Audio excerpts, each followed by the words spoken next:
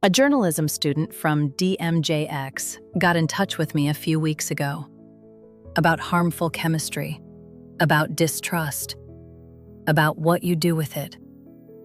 We talked for a long time, much longer than the few minutes that later became an article. She asked good questions. Most of it didn't make the cut. That's how an article works. It has to have focus. Mine doesn't. Sarah was curious about more than the short case story the article showed. Among other things, she asked about the difference between liquid shampoo, a solid shampoo bar, a hard soap, and my soap. She asked why my chemistry should be any different from ordinary chemistry. It was hard to answer on the spot.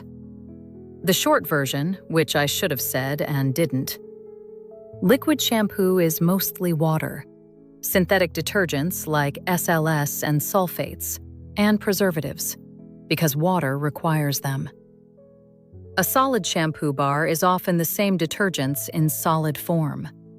A hard soap in the shop is typically synthetic, fragranced, and based on palm oil or cheap fat scraps. Real soap is saponified quality oils. It can be beef tallow, olive, coconut, in different proportions and combinations. Each combination gives its own character: more or less lather, more or less softening. Nothing synthetic.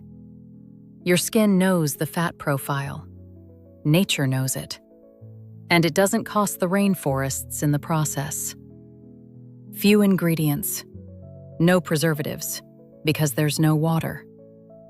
The difference isn't that real soap is chemistry-free. The difference is which chemistry. She also asked about exactly that. What I mean by chemistry. And that's the piece I didn't manage to put well enough. The long version is a blog in itself. Here it is.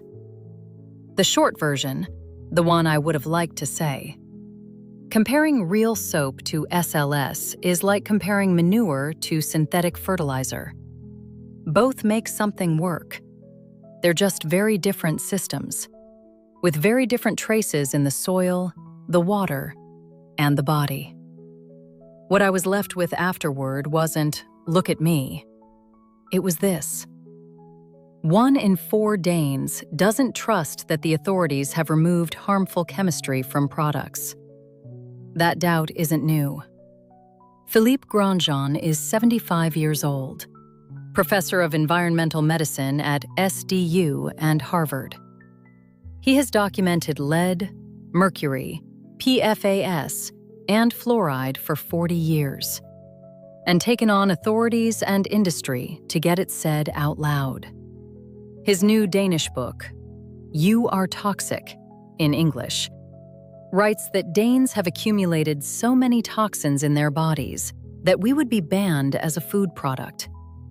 This isn't an activist saying it.